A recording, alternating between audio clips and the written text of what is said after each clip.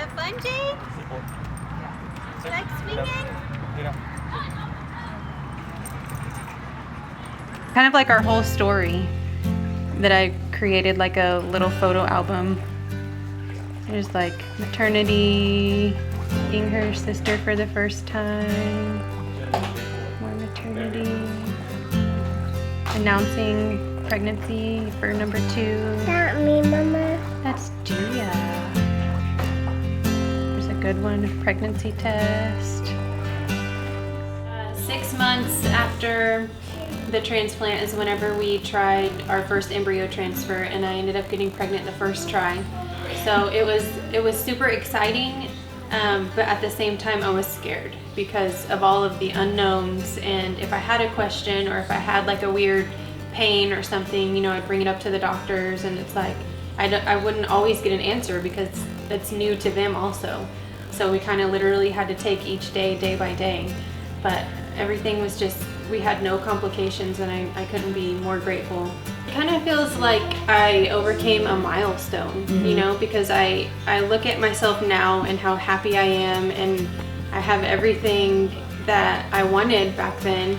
And then I look at myself back then, and I was happy, you know, it was my husband and I, but I was missing something. We were missing something, and to be able to have doctors tell me that they've heard of uterus transplant before, but to never count on it because it sounds too risky, to then having the uterus transplant and like proving them wrong, it feels empowering, you know, and also to be able to give the girls that are getting that diagnosis now, to be able to give them hope and let them know that now there's options. I felt that bond as soon as I got pregnant with them, and now that they're here, it's like a bond that you really can't even explain. And it's crazy because both the girls, they're so different. Gia is like my little mini me, and then Jade is his mini me. So, and it's weird because they're embryos, they came from like the same batch, I guess you could say. Yeah. And it's just crazy how they were each meant for us. You know what I mean? The big question that a lot of people have is with the donated uterus, they're like, well, are those kids even biologically yours? And yes, 100%, because I have my own ovaries. I just wasn't born with the womb. So I have everything to create babies, I just didn't have something to hold them. Right. And so they're 100% biologically ours.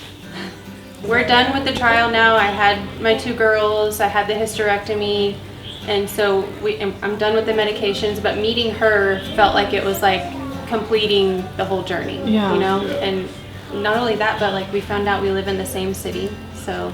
Oh my gosh. Right. If it wasn't for her, we wouldn't have the family we have now, you know? So when it came down to like meeting her husband, her kids, it's literally like a part of our family almost.